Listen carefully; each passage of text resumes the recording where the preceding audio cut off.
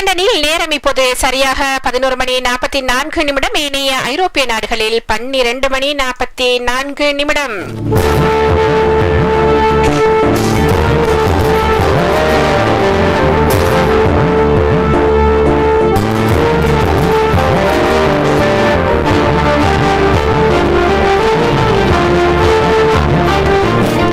இலக்கிய நேரம்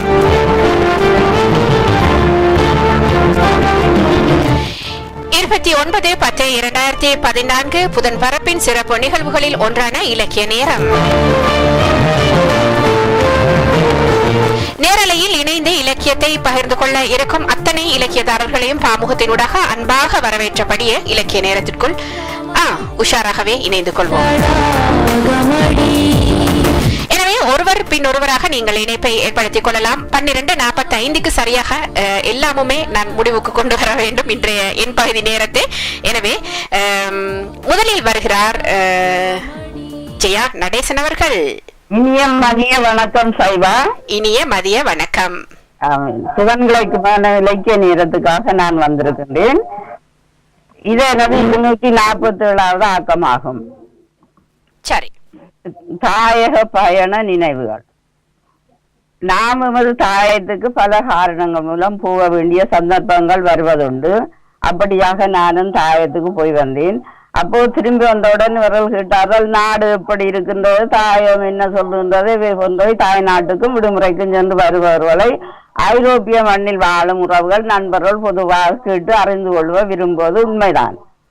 அங்கு சென்றவர் ஒவ்வொருவரும் தாங்கள் கண்டதை கேட்டதை அனுபவித்துக் கொண்டு வேறுபட்ட விடயங்களை கூறுவார்கள். ஆனால் அவற்றிற்கூடாக தாயம் எனக்கு மறைமுகமாக வெளிப்படையாகவும் கூறும் செய்திகள் என்ன என்பதை நாம் கருத்தில் கொள்ள வேண்டும். இங்கிருந்து சந்தோஷமாக புறப்பட்டு ஸ்ரீலங்கா ஏர்லைன்ஸில் விமானத்தில் பிள்ளைகள் சில ஏற்பாடுகளும் செய்து அனுப்பிவிட்டார்கள். பிராங்க்பர்ட் டு கொழும்பு 10 மணித்தியாலும் ஆரோக்கியமான பயணம் இருந்தது.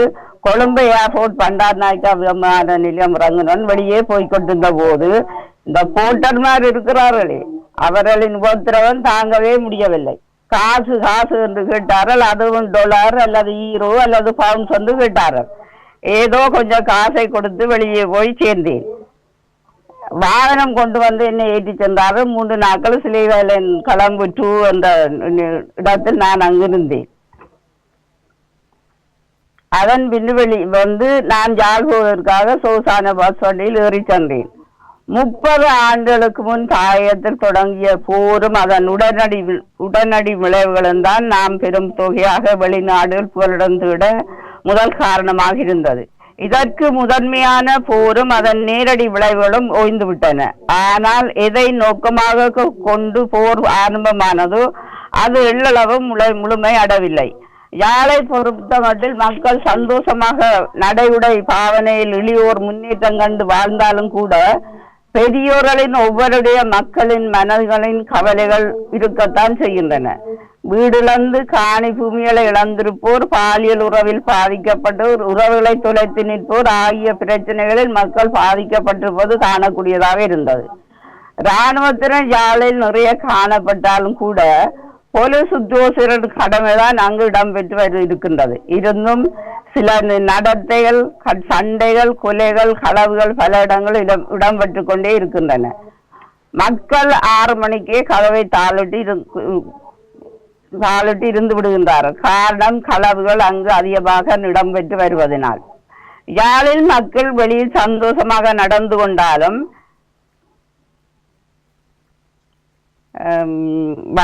மறுபக்கம் சில பக்கம் பார்த்தால் கஷ்டம் கவலையில் நிறைந்த மக்களாகவே காணப்படுகின்றனர். குடிசைகள் அமைத்து மழை இல்லாதபடி தண்ணீர் பிரச்சனை, விவசாய பிரச்சனை, சாப்பாட்டு பிரச்சனை கஷ்டப்படும் மக்களாகவே காணப்படுகின்றார் வன்னி பகுதி. மீதி மறு இலக்கியத்தில் தொடரும். நன்றி, வணக்கம்.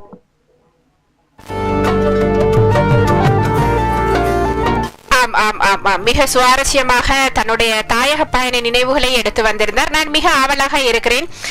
செய்திகளினூடாக யாழ்ப்பாண மக்கள் எப்படி இருக்கிறார்கள், என்ன செய்கிறார்கள், எந்த மாதிரியான வாழ்க்கை முறை அவர்களுக்குள் இருக்கிறது என்பதை எல்லாம் அறிந்து கொண்டாலும் கூட எனக்கு சந்தேகம்தான்.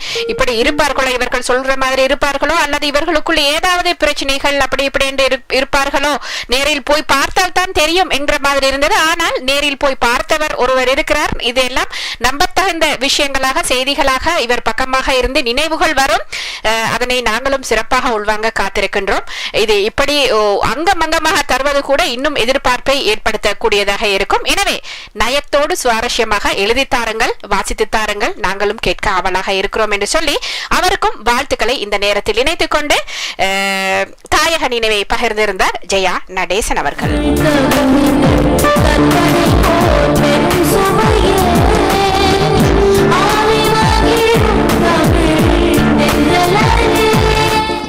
அடுத்து அதி புன்னகையுடன் வருகிறார். இலக்கியம் சொல்ல இணைந்திருக்கும் உறவை நான் இணைக்கிறேன். அதி புன்னகையுடன் உற்சாக வணக்கம். எனக்கு ஒரு நிமிடம் தந்து எடுங்க, நான் வாரேன். சரி சரி, ஒரு நிமிடம் தருகின்றேன்.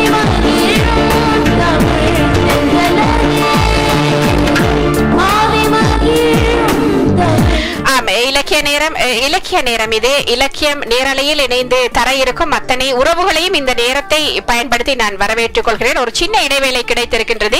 எழுத்து வடிவில் இலக்கியம் தந்திருக்கின்றார் வானா சிவராசா அவர்கள். அவரும் காத்திருக்கின்றார். மற்றவர்கள் இலக்கியம் சொல்ல இருந்தால் தாருங்கள். இதற்கிடையில் நான் வானா சிவராசா அவர்களின் இலக்கியத்தை வாசித்துக் கொண்டு நகர்கிறேன். நகுலா சிவநாதன் அவர்கள் வந்தால் இணைக்கிறேன். இணைப்போடு தன்னுடைய இலக்கியத்தை தருகின்றார் வானா சிவராசா அவர்கள் டியூஸ்பர்க், ஜெர்மனியிலிருந்து. நிறைவான சமூகம். ஒரு சமூகம் என்பது குறித்த ஒரு தொகையான மக்கள் ஒன்று சேர்ந்து தம்மையும் நிறைவாக்கி அடுத்துள்ளோருக்கும் உதவி புரிந்து சந்தோஷத்துடனும் நிம்மதியுடனும் வாழ வழி செய்யும் ஒரு கட்டமைப்பாகும். இங்கே எதுவித பாகுபாடோ வேறுபாடோ இருக்கக்கூடாது. எல்லோரும் ஒரு தாய் பிள்ளை போல சரிசமமாக வாழ பழகுதல் வேண்டும். இச்சமூக கட்டுக்குள் வழிகாட்டிகளாக முதியவர்கள் திகழ வேண்டும். அவர்கள் சமூகத்தின் விழுமியங்களை நன்கு தெரிந்தவர்களாகையால் அவர்களுடைய பங்களிப்பு மிக முக்கியமானதாகும். முதியவர்களின் நல் வழிகாட்டலில் அதனை நெறிப்படுத்துவதற்கு இளம் சமூகம் தயாராக இருத்தல் வேண்டும்.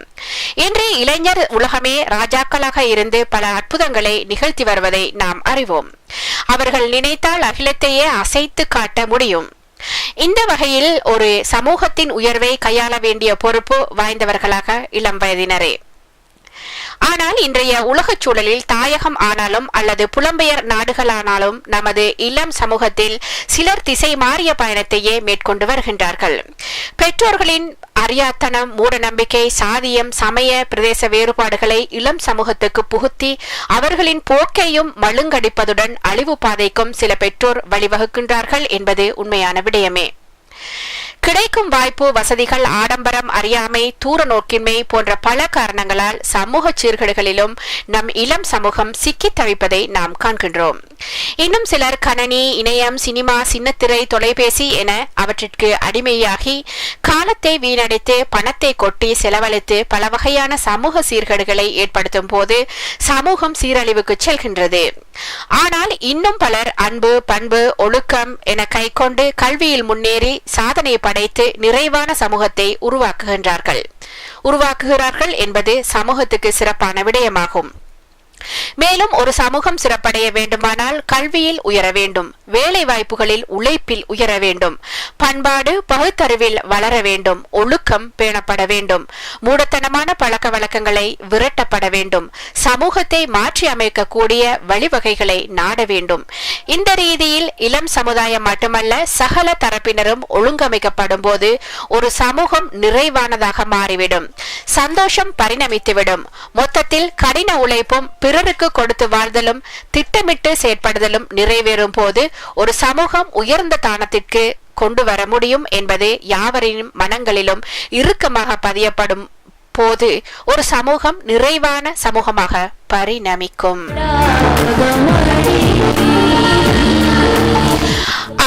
சிறப்பாக தன்னுடைய இலக்கியத்தை நகர்த்தியிருந்தார் வானா சிவராசா அவர்கள் டியூஸ்பர்க் ஜெர்மனியிலிருந்து.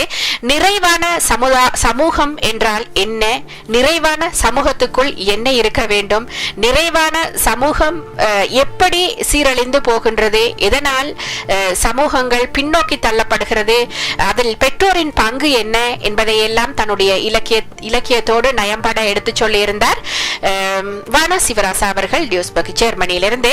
அவருக்கு நிறைந்த வாழ்த்துக்களை இணைத்துக் கொண்டு மற்றவர்களையும் இலக்கிய நேரத்திற்காய் இணைய இருக்கும் உறவுகளையும் இணைய கேட்டபடியே நகுலா சிவநாதன் அவர்கள் இணைந்திருக்கின்றார். ஆனாலும் கூட உங்கள் இணையம் இப்போதைக்கு பலவீனமாக தெரிகிறது மாதிரி இருக்கிறது. காணொளி சுற்றி கொண்டே இருக்கிறது, இன்னும் வரவில்லை. வரும், ஆனால் வரும். ஒரு முறை துண்டித்துவிட்டு மீண்டும் இணைப்பை ஏற்படுத்திக் கொள்ளுங்கள்.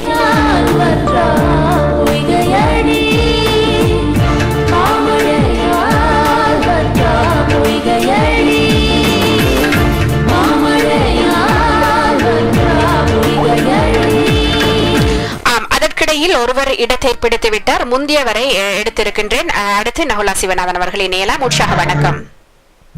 கனிவான மதிய வணக்கம் சைபாமாலி. கனிவான மதிய வணக்கம். வாங்கோ. இலக்கிய நேரத்தில் சங்க பலகையிலே தாமரை பூத்த தடாகத்திலே கூசலியாவின் தேடல் இலக்கியம் ஒரு சிற்றிலக்கியமாக இங்கே வருகிறது. தேடல் தான் இது. விழிப்புணர்வு தரும் வியத்தகு பலன்கள் சொல்கிறார் ஒருவர். நமக்கு வரக்கூடிய தொல்லைகள் இருவகையானது. ஒன்று தாமாகவே வரக்கூடியவை, மற்றொன்று நாமாக வரவழைத்துக் கொள்பவை. ஒன்று தாமாக வரக்கூடியவை, மற்றொன்று நாமாக வரவழைத்துக் கொள்பவை. நம் முன்னே விழிப்புணர்வை நாம் ஏற்படுத்தி கொண்டு விடுவோமானால் முதலாவது வகை துன்பங்களை நாம் தவிர்த்து கொள்ள முடியும். மெலிதாக இயல்பாக நாங்கள் வாழ்விலே நடந்து முடியும். இரண்டாவது வகையைச் சேர்ந்த துன்பங்களை தடுக்க முடியும். விழிப்புணர்வு என்பது என்ன? நாம் எதை செய்து கொண்டிருக்கிறோமோ அதை பற்றிய சிந்தனையாகவோ நினைவாகவோ இருப்பதுதான் விழிப்புணர்வு. அது தொடர்பான கடந்த நிகழ்ந்த எதிர்கால நினைப்புடன் செயல்படுவது. மாறாக ஏதோ நினைப்பு, என்னவோ கனவு, எதிலோ ஈடுபாடு கொண்டு நடமாடும் சவம் போல செயல்படுவதல்ல விழிப்புணர்வு. புலி சிங்கங்கள் உள்ள ஒரு கூண்டினிலே நுழைந்து அவற்றிடம் வேலை வாங்கும் ரிங் மாஸ்டர், அதை பராமரிப்பவர், வன்முறை கும்பலின் எதிரே நிற்கும் போலீஸ் படையினர், பந்து எப்போது வருமோ என்று எதிர்நோக்கி காத்திருக்கும் கோல்கீப்பர், இவர்கள் எப்படி விழிப்புணர்வுடன் செயல்படுகிறார்களோ அத்தகைய உணர்வு எந்நாளும் எந்நேரமும் எந்த சமயத்திலும் நம்மிடம் இருக்க வேண்டும். இத்தகைய உணர்வு அவர்களுடன் அப்போது அந்த நேரம் புலியோடு சமர் செய்யும் அந்த மாஸ்டர், வன்முறை கும்பலின் எதிரே நிற்கும் காவல்துறையினர், பந்து எப்போது வரும் என்று எதிர்பார்த்து கொண்டிருக்கும் கால்பந்து வீரன், இத்தகைய இவர்கள் எப்போது எப்படி விழிப்புடன் செயல்படுகிறார்களோ அத்தகைய உணர்வு எந்நாளும் எந்நேரமும் நம்மிடம் இருக்க வேண்டும். இத்தகைய உணர்வு முன்னெச்சரிக்கை, பாதுகாப்புணர்வு, எதையும் சமாளிக்கும் திறன் ஆகியவற்றை தரவல்லதாகும். விழிப்புணர்வு என்றால் கண்களை விழித்திருப்பதல்ல, மூளையை விழித்திருப்பது. எங்களுடைய முன்னால் தொடர்ந்து எங்களுடைய மூளையத்தை நாங்கள் விழித்தில் வைத்துக் கொள்வது.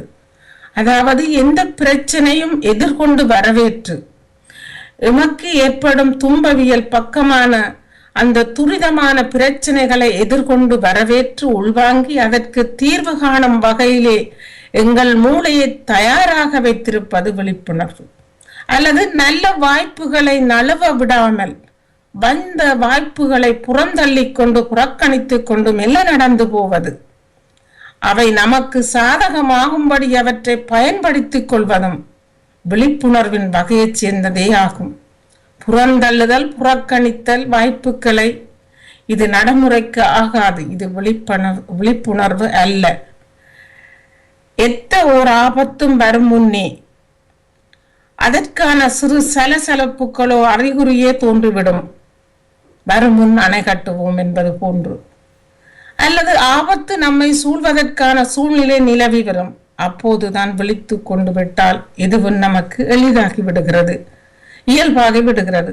அதற்கு பின்னரும் மிதப்பு நிலையில் இருந்து கொண்டு மழையில் நனையும் எருமை மாடென செயல்பட்டால் நல்வாழ்வு வாழ்வதற்கான வாய்ப்புகள் குறைந்து துன்ப சுமைகள் தலைமீது அமர்ந்து அழுத்தம் தர ஆரம்பித்துவிடும். இதற்கு நாம் ஒருபோதுமே இடம் கொடுக்க கூடாது என்பது என்னுடைய சின்ன மூளையில் தேடல் வீதம் வந்த இந்த விழிப்புணர்வு. இந்த இலக்கிய தருணத்திற்காக இந்த தேடலோடு இணைந்து கொண்ட இந்த சமயத்துக்கும் தருணத்துக்கும் நன்றி கூறி மீண்டும் நாங்கள் விழிப்புணர்வோடு இலக்கிய சந்திப்பில் சந்தித்துக் கொள்வோம். நன்றி நன்றி. வணக்கம் சைவா. மிக நன்றி, மிக நன்றி, மிக நன்றி. தேடல் இலக்கியத்தோடு தன்னை இணைத்திருந்தார் கௌசல்யா சொர்ணலிங்கம் அவர்கள்.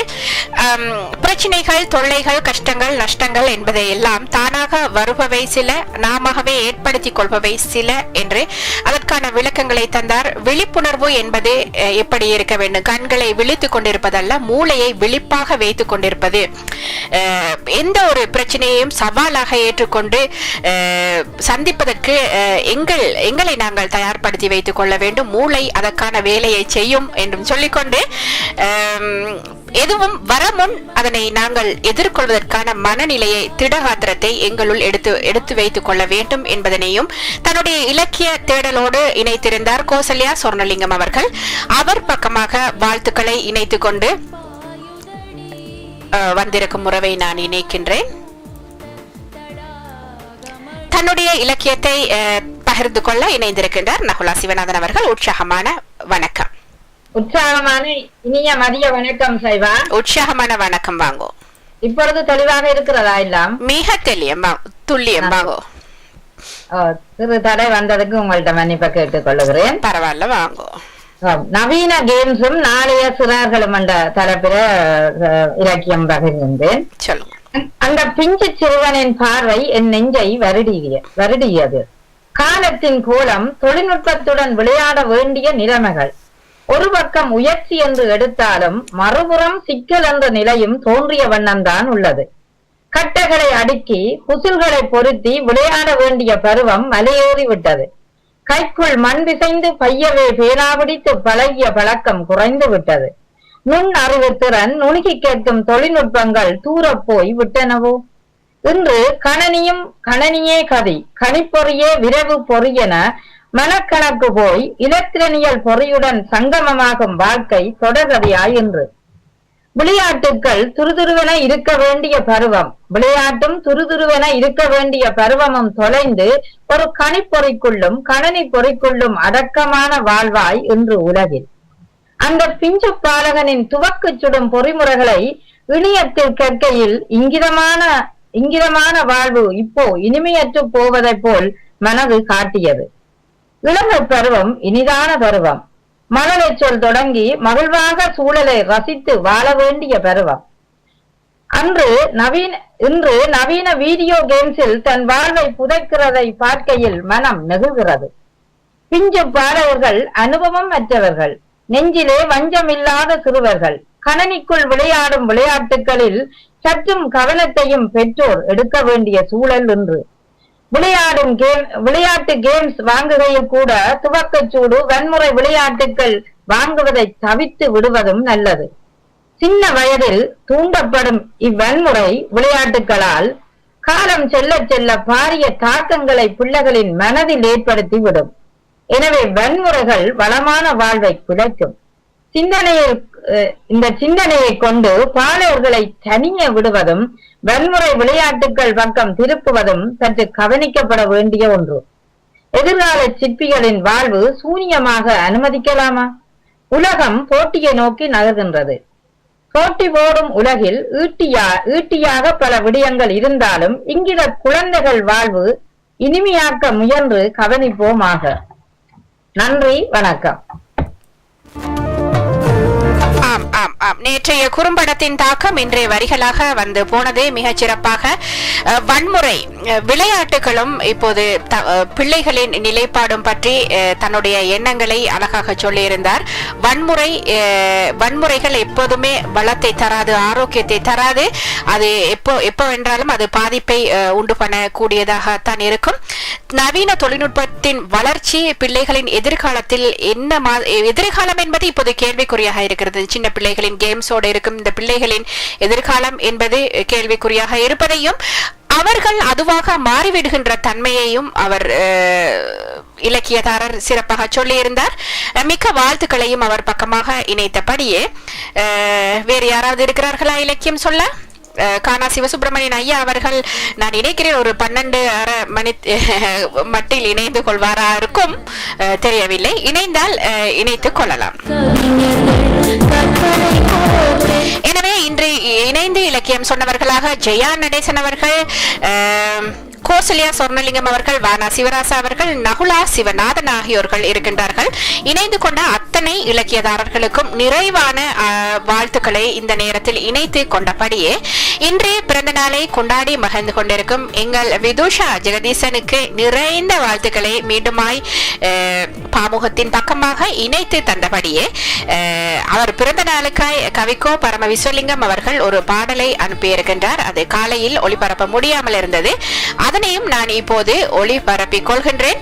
அதனோடு சேர்ந்து நான் சரியான நேரத்தில் அவருக்கு இடத்தை விடுகிறேன் போல் இருக்கிறது. 12:15 அவர் கேட்டிருந்தார். எனவே நகுலா சிவநாதன் அவர்களும் இணைப்பை ஏற்படுத்திக் கொள்ளுங்கள். இந்த இலக்கிய நேரம் பக்கமான பார்வைகள் நாளை பேசப்படும். பேசலாம், நீங்கள் மனதில் இருந்தால் பேசலாம். தவிர ஒரு கதையும் கவி புதிரும் அங்கே இருக்கிறது. அது அப்படியே தூக்கி வந்து நாளைக்கு உங்களுக்கு தருவேன். எனவே அது பற்றியும் நாளை பேசலாம். அது பற்றிய சிந்தனைகளோடும் உங்களை விருத்தி கொள்ளலாம். கதை சொல்லலாம், ஆனால் சொல்லும் அளவுக்கு இப்போ நேரம் இல்லை என்பதால் கதையை நீங்கள் பார்த்து தெரிந்து கொள்ளுங்கோ. தெரிந்து கொண்டு நாளை உங்கள் சிந்தனைகளை விருத்தி கொள்ளுங்கள் என்பதை சொல்லிக்கொண்டு என்ன சொல்லலாம், இலக்கிய நேரத்தோடு மட்டுமல்ல காலையில் இருந்து சிந்தனைகளோடு இணைந்து கொண்ட அத்தனை படைப்பாளிகளுக்கும், சிந்தனை மட்டுமல்ல ஒவ்வொரு நிகழ்வுகளினூடாக இணைந்து கொண்ட அத்தனை படைப்பாளிகளுக்கும் வாழ்த்துக்களை கூறிக்கொண்டு இந்த நாளை எனக்கு சிறப்பாகி தந்த உங்களையும் வாழ்த்திக் கொண்டு நான் இந்த நேரத்தில் விடைபெறுகிறேன். கவிக்கோ பரம விஸ்வலிங்கம் அவர்களின் பாடலை நீங்க இப்போது கேட்கலாம். எனவே என்ன செய்யலாம், நாளை இன்ஷா அல்லாஹ் சந்திப்போம்.